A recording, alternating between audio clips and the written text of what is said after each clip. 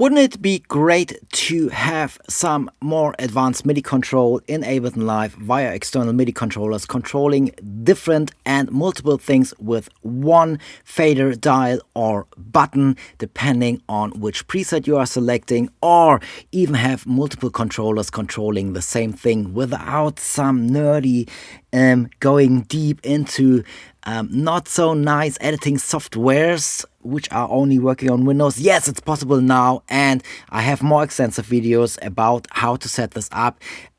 So I'm trying to keep it quick to give you a quick idea on how this works with my advanced MIDI Control Max for Live devices. So we have this controller here, the Korg Nano Control 2, quite affordable MIDI controller. But if you want to set up things in Ableton Live via the native MIDI map menu, you quickly get to your limitations here. So let me show you how this works. So I can set up those Max for Live devices to receive MIDI. So I just need to hit S. I move the fader or dial I want to map here. So this is the fader and dial version here. So it's two different packs, and they both have two different devices in the layout of 1x8 or 2x4. So this is the dial one, and you can see it's already mapped up here, and I can now map this to a parameter in Ableton Live. So for example, if I touch the volume of the ascent here, it's showing me this that this parameter is selected. Now I just hit S once, and this is now bind to my fader from my controller, is now bind to the fader of my A return track here. So you could say, one could say, well, Toby, that's possible via the native MIDI mapping. Yes, it is. But if you now go to preset number 2 on the device here, you are actually able to map this to a completely different parameter. So let's select the ascent here just for showing purposes. Hit S again, and you can see now I'm controlling with the fader, with the same fader or dial from my MIDI controller. I'm controlling a different parameter in Ableton Live. I can go deeper and set the range I want to control to different values individually here as well. So let's say I just want this to move up to around 50%. So we are in MIDI language here. So we are in 128 steps. So the half would be 64. It's 63 because the 0 counts as a value here as well. So now if I move my fader on my MIDI controller, you can see this is only going up to 50% even when I'm putting my fader all the way up on my MIDI controller. If I go back to preset number 1, I am controlling the track volume here, and I'm controlling the full range here again because I didn't change the range or didn't limit the range it should apply here to. So this would be the advanced MIDI control dial and fader.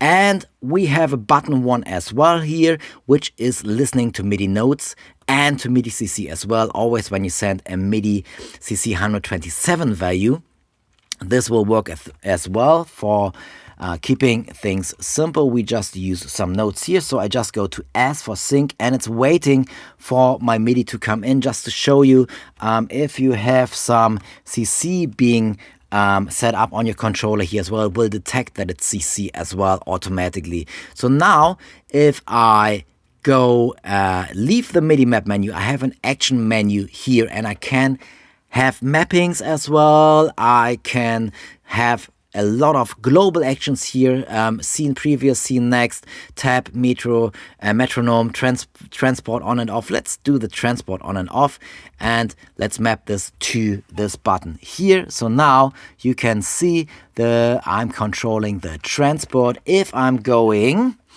one preset up here, I can set a different mapping for this. So maybe if we use the scene next here, and I press S on the slot here, and now the same button is selecting the next scene in my session view here. This works for locators as well, next locators, etc. And all those different global actions which are starting here. So everything down below here can be set up globally. That means because they are global controlled, I can easily just create presets as well for those global actions and recall those global actions here. So I have one device here where I set up some global actions already, and they are being automatically stored, and I can just quickly recall those. So now I can have the first button and the second button down below here, selecting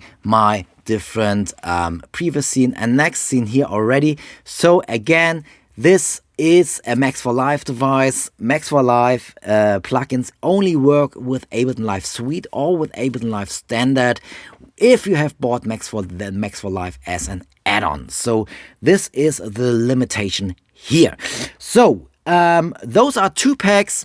As you can see, you get different layouts for both packs here. So if we turn this on and make this visible, you get the 1x8 and 2x4 layout here. You can actually set up different positions, save this position. You can make this bigger or smaller, just as you need. Okay, so you can highly customize your MIDI controls here. You can use multiple devices of those, route the MIDI into a track where the devices are sitting on, and just have multiple MIDI controllers, external MIDI controllers controlling the same things depending on your setup.